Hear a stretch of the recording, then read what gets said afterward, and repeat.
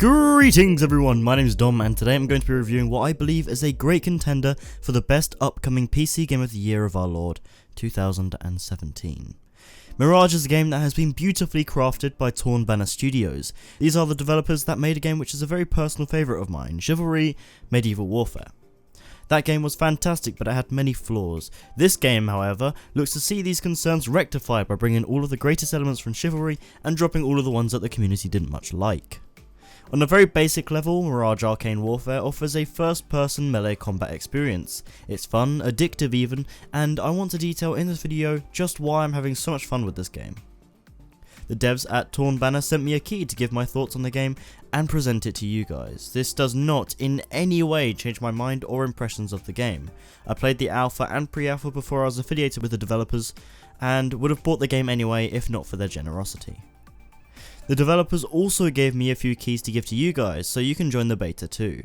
If you want to win a key, you don't have to do much. All you have to do is just comment down below your thoughts on the video and I'll reveal the winners around the 10th of this month. Let's start with the menus. The game features a nice fleshed out menu with brilliant control over FOV and all of the graphics settings you'll ever want.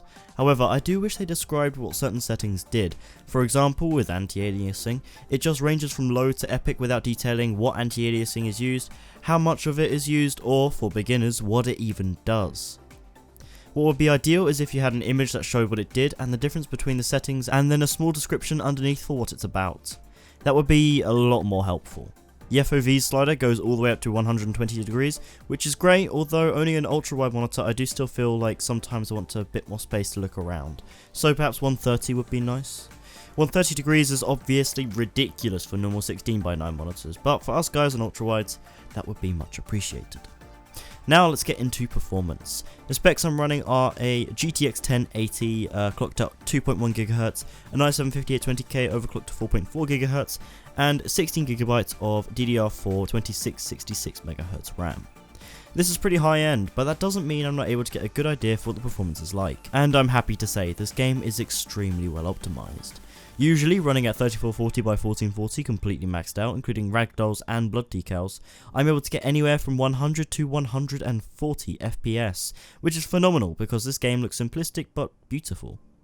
The art style was definitely one to marvel at. There's so much detail gone into the different maps and it really does feel quite immersive. I'm even able to run this game at full 4K and still keep a consistent 60 FPS completely maxed out, as well as run above 150 FPS at 2560x1440. So for those on high refresh rate monitors like myself, you're going to really appreciate this game. Good job, Torn Banner. One thing I did notice, however, was that sometimes I would visit a server and my FPS would just tank. It would bounce inconsistently between 60 and 100 FPS, with frame timing going everywhere. It was chaotic. I'm not sure if this is a server issue, a PC issue, or a game issue, but this is just something I wanted to point out, even if it is rare. I captured some gameplay of it when I was doing pretty well, so don't worry, it doesn't really spoil the fun that the game gives, and oh boy, this game definitely gives. The performance scores an 8 out of 10 until those FPS tanks are fixed. Next week I'll be getting Ryzen, so if you want me to revisit this game and see how Ryzen optimization fares, I'd be happy to do so. But how does the gameplay pan out? How does the game actually feel when you're playing it? I can tell you now, if you came to feel a game that can really offer head-crushing, limb-splicing, immensely gory, satisfying combat, then you have come to the right place. Chivalry's combat was great, if a bit clunky. I've been with this game since its early stages, and the combat has come a long way. It's been treated with a lot of polish, which is good to see. One of my gripes early on was that gameplay was a bit slow. Characters moved a bit slowly, even the ones that are supposed to be quick and nimble, and fighting felt a bit slow too, almost like a waltz. In its beta stage, however, I'm happy to say all of my feedback has been addressed and it has greatly improved. Fighting feels a lot more fluid, you can chain together attacks a lot easier, you can hit faster, and it really punishes you if you're not fighting aware and on your feet. Sound design is excellent with clangs, groans and head explosions being spot on, although I did feel the narrator was a bit full on.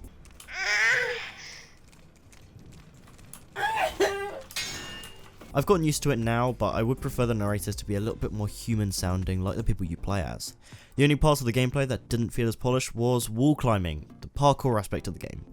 Don't get me wrong, I believe it's a great feature and goes a long way into setting this game apart from Chivalry. I really do like it. However, I cannot tell you the amount of times I have gotten stuck on a bit of bloody rope or one of the floorboards poking out a bit when trying to climb up a ledge. and then when you fail because of crappy collisions, your character just sits there like a fat slob because you can't jump straight away. And then it just feels so slow, and not at all like that mechanic was intended for. If you could have it so you could hold space to traverse up a wall like in Overwatch and then fix the collisions up, this would be so much better. Overall, gameplay is extremely solid, addictive and satisfying. I have over a dozen hours in the game now and I'm yet to feel bored. Again, good job Tom Banner. The UI, I might mention, is also fantastically well done. It looks good and is also very intuitive. So we get it, Mirage is a great melee combat game. Is that all it is?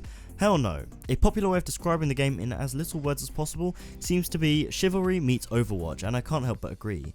In Mirage's current state, you have a few game modes to choose from, which are Team Deathmatch, Team Objective, Pushable, Capture the Flag, and Control Point. Team Deathmatch is your bog standard fuckfest of slaughtering everything your blade touches, while ducking and dodging the swords of your friends and foes. What the fuck are you doing, you spasticated fuck mongrel? Team Objective is where you work together as a team, surprise surprise, to consecutively complete objectives until you win the game. It's sort of like a siege game mode in Chivalry, and the defending team just has to kill attackers to win. It's a lot of fun. Pushable is a rip-off of an Overwatch game mode, where you push what's called an arc to the enemy base. Torn Banner have put a bit of a twist on it though. The two teams fight to take possession of the arc, so it's like tug of war but reversed. Push of war. It's like push of war. Every arc push to the enemy base gets you 30 points I believe, and 100 is needed to win. You can get what's called a demiglyph which offers 10 points, and that's pretty much just a control point. Capture the Flag is self-explanatory, don't think I need to go into much detail on that. However, control point is just domination, but with demiglyphs as well, so it mixes it up a bit. The game mode is very fun because fights for glyphs or control points can be very intense and often turns into heated 1v1s. You can choose between a plethora of characters and will, in the final release, be able to customize them too. Right now, you can just choose their alternative weapons and skills, but that doesn't make it boring, it makes it easier to get into if anything, and far easier to balance than if there were, say, 50 weapons to choose from, like in Battlefield 4, and even then, people only ended up using about 5 of them anyway. There's a heavy class, a light ninja class, a medium class which has some decent strong abilities, a ranged mage class, a defensive class, and finally another mage class, but this one's a bit more melee focused. The characters offer up a lot of variety in their skills, abilities, and attributes, and I don't feel like they're majorly unbalanced or like people play one class over another too much. I believe in this area there is enough variety to keep you entertained with different playstyles, so this aspect of the game was very well done. All you have to do to win is subscribe to the channel, like the video, then comment down below the indicating word in a funny or peculiar sentence. You can gain more entries by sticking with the channel, as the more support you give with each video, the higher the chances you have of winning. If you don't win this time, don't worry, because all of your previous entries are carried across into next month's giveaway, giving you a huge head start on the others. Winner will be chosen around the 10th of each month, and the funniest and most helpful comment will get an extra entry. You may notice that the 10th has passed, and so next time I upload, which should be in a few days, will be when the winners are chosen. It will also be when the game keys are given out too, so keep an eye out. Today's indicating word is opulent. Comment that down below, good luck to the winner, and let's continue with the video. I don't think I can do this video without mentioning the upcoming melee combat game, Mordhau. Now, I backed Mordhau in its Kickstarter, which ended recently, and if you watch this gameplay trailer, I think you can understand why. The combat in Mordhau isn't just attack parry, it's a lot more in depth than that. One mechanic I particularly like is the sword clash if you both attack at the same time, like in a sword fight that you'd see in a movie. This makes the combat feel so much more intense, as the parry after this seems to be really quick, so it rewards players who are exceptionally skillful over the more unfortunate. I believe a mechanic like this, or even multiple mechanics seen in Mordhau, would lend themselves beautifully to Mirage and the way it plays, although if this was implemented then there'd be less of that casual focus. I'll leave a link in the description to the gameplay mechanics if you want to check it out.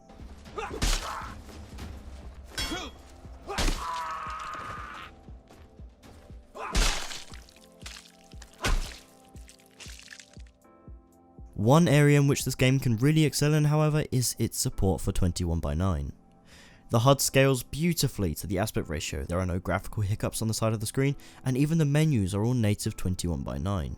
I can't help but give Torn Banner a round of applause for this. It's great to see such good support for it. In fact, the only areas it falls through is in loading screens, which only last 2 seconds if you have an SSD like myself. Nevertheless, if the loading screens could also scale with a separate 21:9 loading screen, that'd be great. This game would be really suited for 21:9, especially for competitive play, because at this resolution you can see so much more of what you're playing. you're able to really get into the game like this, and there are only benefits to playing at 21:9. With enemies coming at you left, right and centre, being able to see more of your sides is very handy, and could save your life a number of times. I very much appreciate Tom Banner's efforts to make this scalable. Unlike some AAA studios out there, like Ubisoft, it says a lot about how a developer wants their game and their studio to come across to fans. On a Game of the Year standpoint, why do I believe this is a contender? Well, that's pretty simple. Its fast-paced, chaotic nature makes it perfect for both casual and competitive players alike. Learning tactics, honing your skills of engagement, and mastering your favourite class will feel like a breath of fresh air to those who are interested in a competitive scene in a melee combat genre. In fact, I would hope to see a dedicated competitive mode in this game if it sells as well as it deserves. On the casual side, this game is welcoming to your average Joe, as the decapitated heads sailing across the map, the hilarious screams and laughs echo across the map, and the inordinate amount of blood that congregates on walls, floors and ceilings all around the environment just shouts chaotic fun. And that's exactly what this game is, a gruesome bundle of chaotic, gory fun. The great optimization of the game makes it easily accessible for those who even have potato-like PCs, so there's no reason this game shouldn't appeal to you. It's a great laugh with friends or just solo, and I cannot recommend it enough. If you do want to purchase the game by yourself, it's on Steam for a very respectable price of £20, although I'd try this giveaway first and see if you get lucky. But anyway guys, thanks so much for watching this video. If you did like it, then do show your appreciation by tapping that like button. I love your face, don't forget the indicating word, and I will see you guys in the next one. Ta-ra!